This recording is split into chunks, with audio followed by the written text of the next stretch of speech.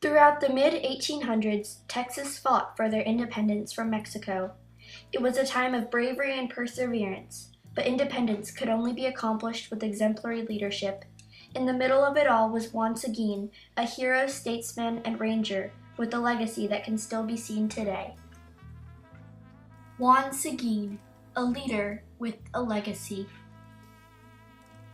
Born in 1806 in Nuevo Laredo, Mexico, to Erasmus Seguin and Josefa Becerra, Juan was raised to be a leader. However, no one ever expected him to become one of the greatest men in the history of Texas. Juan Seguin began fighting for Texas independence in 1835 when he fought in the Battle of Concepcion and the Siege of Bexar, among others.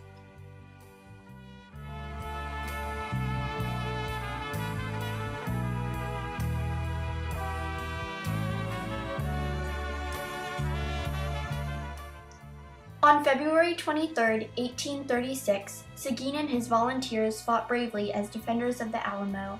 A few days before the fall of the Alamo, Colonel William Travis ordered Seguin to deliver a letter to Colonel James Fannin requesting reinforcements. He was an experienced horseman and was able to slip past Santa Anna's army to deliver the message.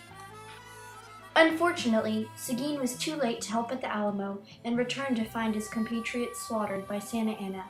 He demonstrated his leadership by burying the Alamo defenders. In his speech, he stated, "Texas shall be free and independent, or we shall perish in glorious combat." And he was the only native-born Texan that fought for Texas independence. He was the only commissioned officer that fought at the Alamo and survived to fight for Texas independence at San Jacinto.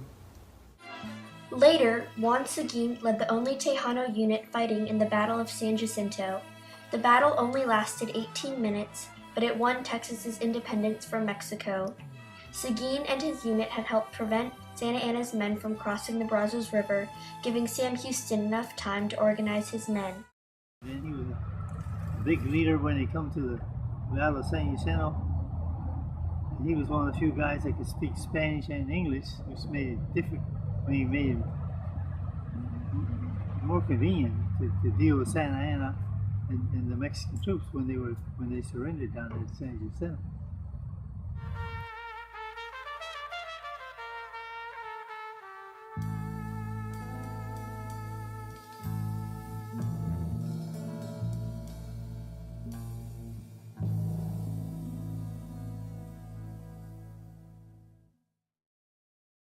That Juan was the kind of leader that his men followed from affection, not because of intimidation. Seguin served as San Antonio's military commander from 1836 to 1837. He resigned to serve as the only Mexican Texan in the Senate of the Republic. As a senator, he advocated for laws to be printed in Spanish and English and protected the rights of Mexican Texans. He was also appointed to be chairman of the Committee of Military Affairs.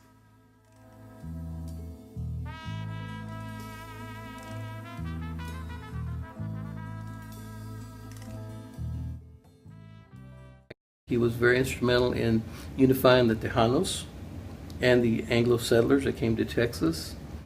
He wanted everybody to have a fair shake.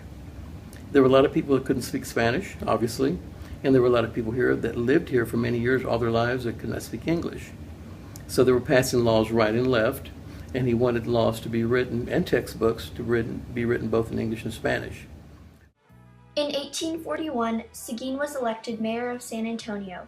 He protected Tejanos, Texas residents with Mexican heritage, who were being persecuted.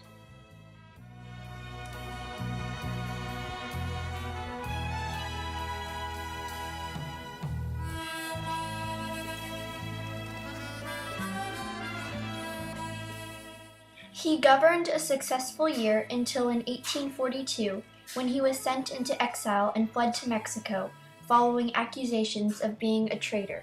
That by controlling people's perceptions of Juan Seguin, they were able to attack and defeat him. But he was about building alliances, I think, and the Anglo-Texans, I think, suffered greatly because they tried first to get rid of the Tejanos, and that was a mistake. Upon returning to Texas, Juan served as a Wilson County judge in 1869. He passed away in 1890, but will always be remembered as a hero for Texas. Today, his remains are buried in Seguin, Texas, where an annual event takes place to celebrate his legacy. Seguin's leadership in the military and in the government convinced people to name a city after him and his family. The city of Seguin is located near San Antonio. Historian Jesus de la Teja states that Juan Seguin's opinion was, Tejanos and Anglo-American settlers were in partnership to develop Texas for the benefit of both groups. Seguin fought bravely for Texas and later fought in the battle that won Texas's independence. He was a Texas patriot. Seguin was a senator, mayor, and judge, and all the while advocated for equality among the people of Texas. He was a statesman. When he was elected to the Congress of the Republic of Texas, he was very instrumental with Navarro in writing the Constitution.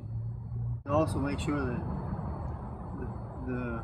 there was a justice system set up in the state that was equitable to everybody, Tejanos and Anglos both. Patriotism, I think, is really important to him. Honor, truthfulness, dedication, public service.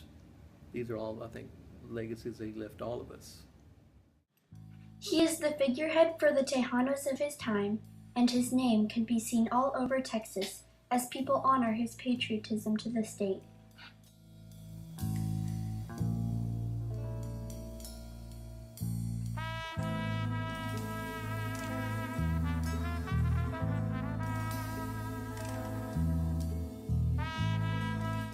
Well, I think his legacy is that despite of all the turmoils, hardships, and tribulations, you never give up. You just keep on plowing ahead, and you will succeed.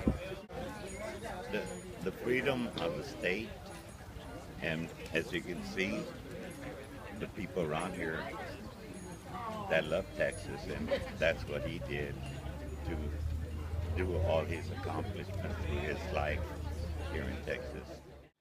Without the leadership of Juan Seguin, our lives today could be very different. He helped our state to become free and aided in developing its government. It was through honesty, trust, and respect that Juan led and inspired his followers. These are qualities that we can only hope for in our leaders today and in generations to come. In many respects, I go back to his legacy of having unified the Tejanos and the Americans. Obviously, that worked out well for all of us. Otherwise, we'd be living in Mexico. We may not be doing this interview. It may be in Spanish, but not in English.